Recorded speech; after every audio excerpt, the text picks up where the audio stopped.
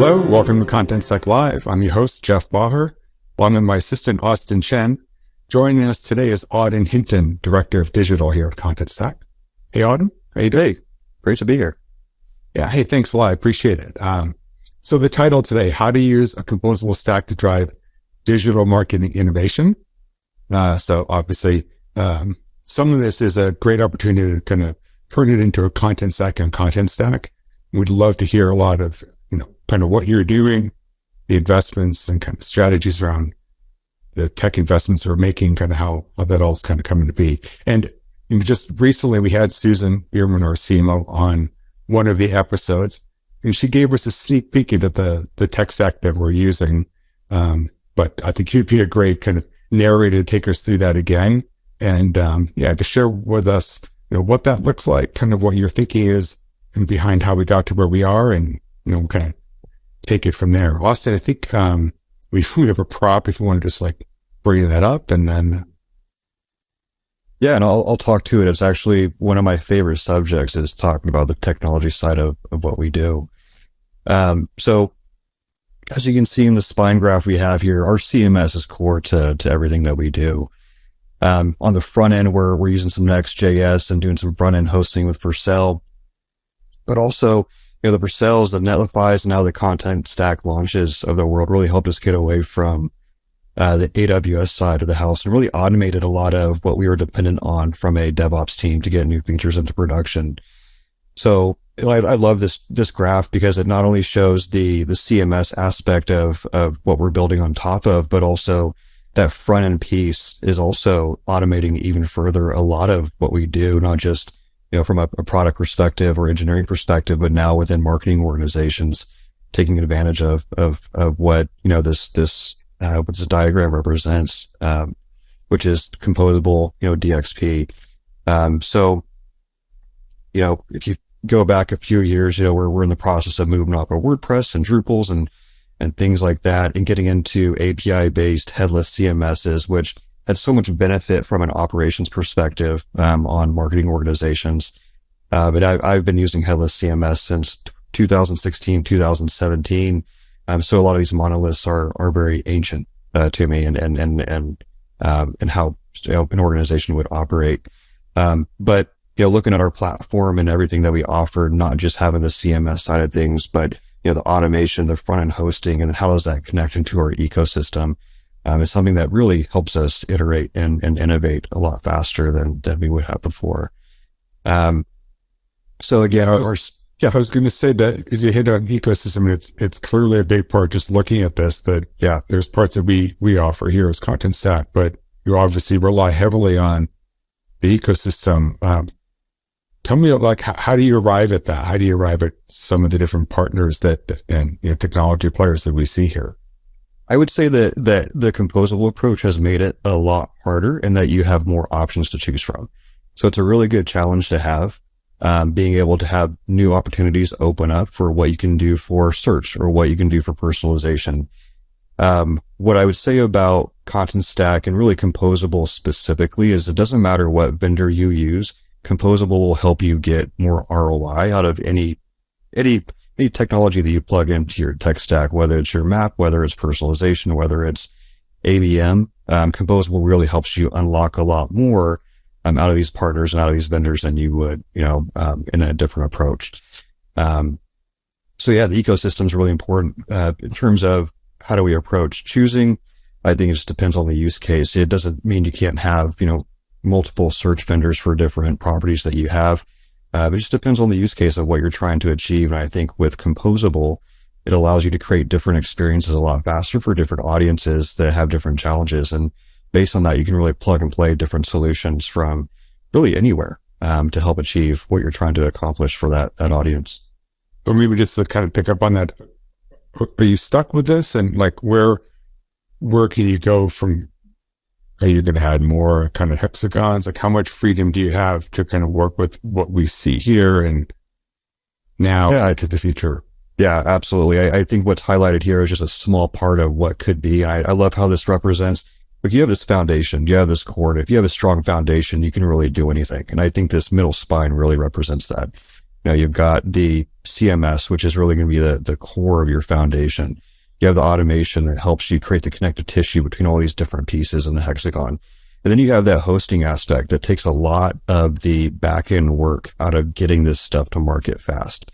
So when you look at messaging, you look at CRM, you look at search, there's so much more out there that we haven't even tapped into.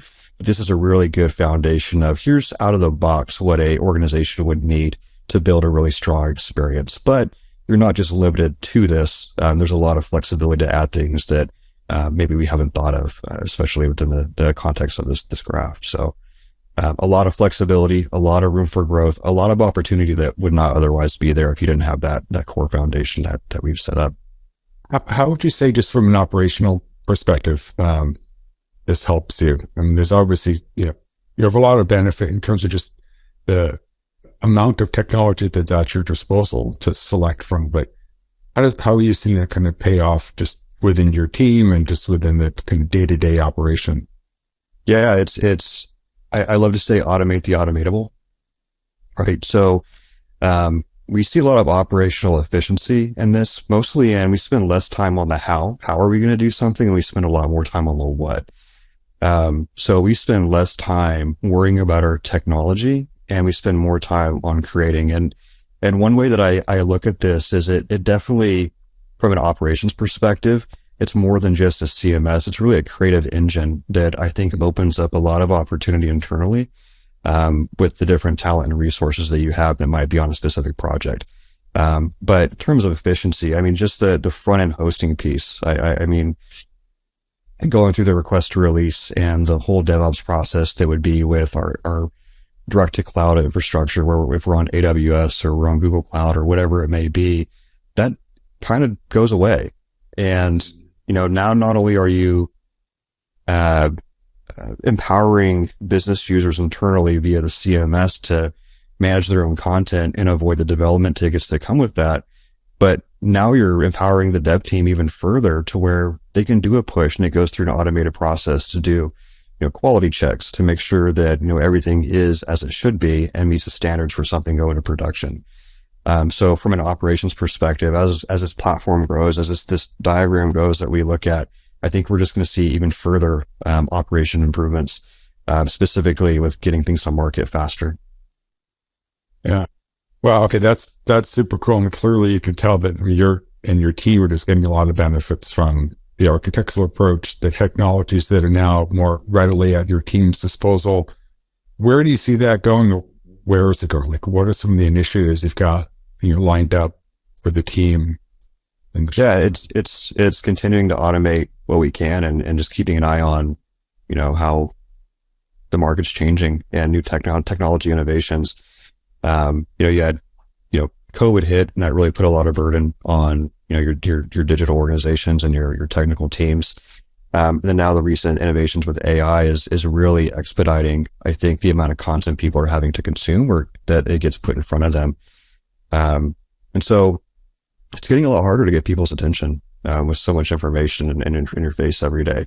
So focusing on micro moments, in our digital experiences, getting people to their content faster, or getting the right content for the right people at the right time is kind of the core of what, our digital organization does. But that's a really big focus for us this year, is with everything flying overhead. How do we help people make sense of that, with engaging properties, stronger content, whatever it may be. So we really don't have time to focus on our technology as much as we did before. And we have to be a lot more strategic. So we're not as reactive to things and can be a little more, proactive.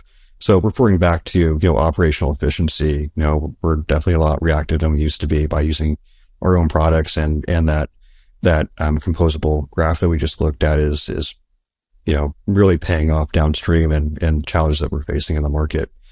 Plus I want to push our technology, as far as we can. So, if we have an opportunity to try something new and, try something different that somebody hasn't thought of with that, that diagram specifically, you can move those parts around and create all sorts of different things. And it's like a Lego set, and it's really exciting to, see what comes out the other end.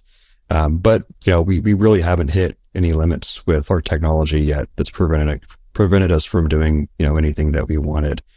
So So yeah, this year it's about being efficient. It's about how do we capture people's attention with new innovative ideas, and it's how do we worry about our technology less while pushing the current technology that we have as far as we can. And this composable DXP setup, we're not even, I think, close to hitting the limit.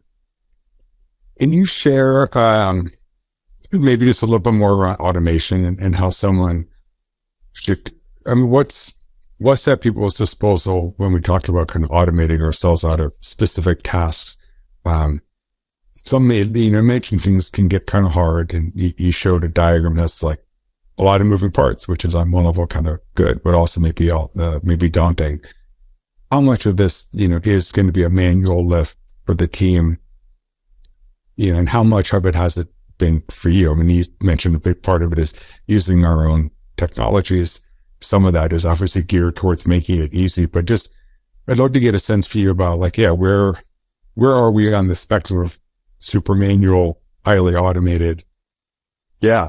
So I have it's kind of a running joke that I use that, my goal is to automate my way out of a job.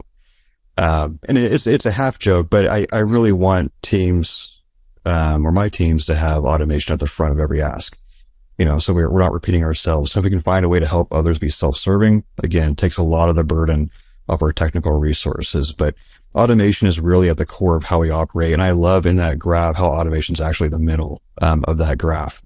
Yeah. And that's how, I want us to think and how we operate. But I also don't think we're doing our customers a service, if we don't have that kind of mindset. I think any automation that we can do internally has downstream impact on our customers and our end users. And I think there's nothing but value there. But I say that, I want to automate myself out of a job. It's somewhat provocative. But I also want to lead by example on being efficient everywhere I can. So if I can automate the more trivial parts of my job, maybe a better resource for the organization, I can tackle more complex challenges, and I want to, help, my teammates be able to do that as well. And a big way that we do that is we spend less time on technology, with this new composable setup, and we spend more time on, how can we be more efficient? Now I don't think I'll ever actually automate my way out of a job, but I would sure love to be on a beach somewhere while Auden GPT, attends all my meetings. Yeah. Well, hey, that's actually a perfect segue, to I think the other topic that you probably have the targets in on both sides in terms of getting automated and then AI your way out of a job. But what on the AI front, and because I know you're heavily involved with what we do with SEO and SEM, and all the content. Tell us about, threat, opportunity. What are we doing with it? Yeah. So if we talk about, AI and specifically the hype around ChatGPT, I am so excited by it. I'm actually use it daily, just as a writing assistant. It's a great proofreader. And I think a lot of marketing teams are looking at ChatGPT and AI as a way to focus on more content. I think it'll create some challenges. It'll create new opportunities, but I think it's going to help people move a lot faster. For us specifically in the digital organization, where we're really getting a lot of value, out of, ChatGPT specifically, is on the code side, specifically with QA, and to help break through some more of the, complex code challenges.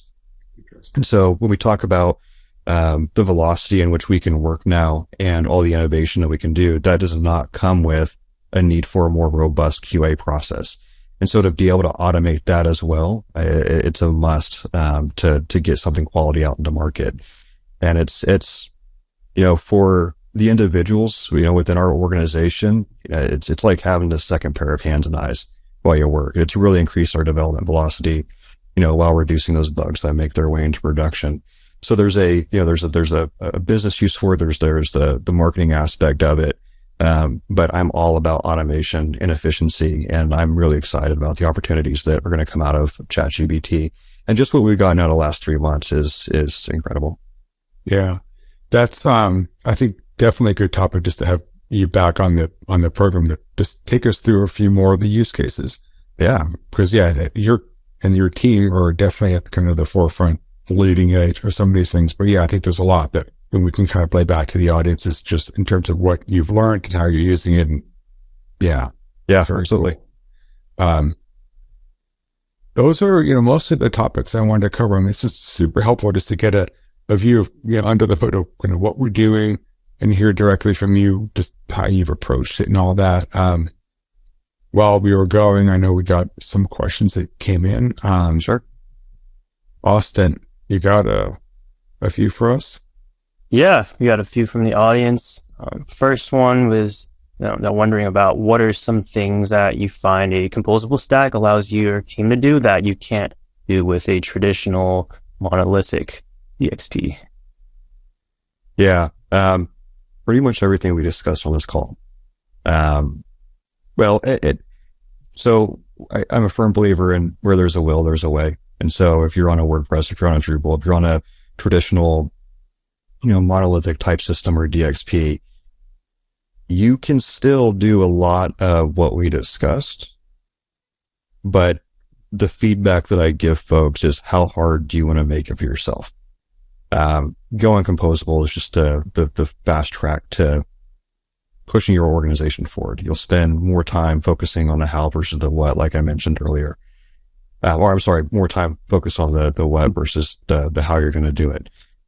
So you can, with the traditional monolith, tackle a lot of the same challenges, but you're going to have a really much more challenging time doing it than you would with a composable DXP. I mean, you were a customer before you came to Contentstack, so you've done this before. Yeah. I've migrated from monolith to composable, specifically with headless CMS, more times than I can count. The organizations that I've been a part of, we had a lot of acquisition activity. And with that, we're typically bringing on organizations that are on monoliths, and we spend a lot of time moving them over to composable. And it's not challenging moving over to composable by any means, but making sure that you have all that connective tissue in place is I think part of the challenge. But you can do it in a very agile manner that you can't do going from composable to monolith or traditional monolith, which is more of a waterfall approach, which I don't think anybody wants to be in that business. Austin, got another for us, maybe? Another one here. How do you address the company's localization needs? Yeah, that's a big one. That's becoming more popular, especially as organizations become more virtual. So localization's a really interesting challenge. And it's not just translation, but it's also, what are you doing in different regions from a messaging perspective, legal perspective, or even a cultural perspective. So I think where composable really comes in with localization, specifically with, our CMS, which is Contentstack, being able to have these different dimensions on your content is critical to being able to move this forward in an efficient way and to scale it out. So being able to have, an English version of an entry, but also have, French, German, whatever it may be, whatever region you are going into right out of the box. That's definitely a big plus.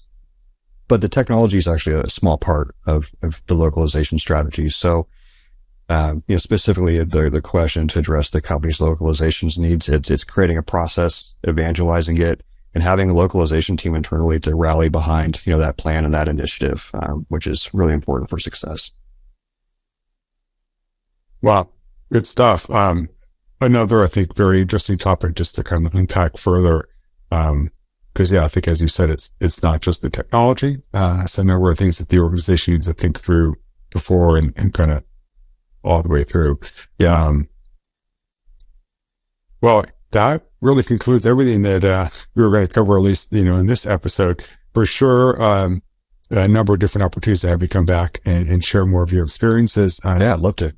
But thank you for taking the time out of your day to speak with us. And that's it for today. Thanks, everybody. Cool. Be sure to check out the show notes for relevant links and content. To learn even more about the power of going composable, head to contentstack.com.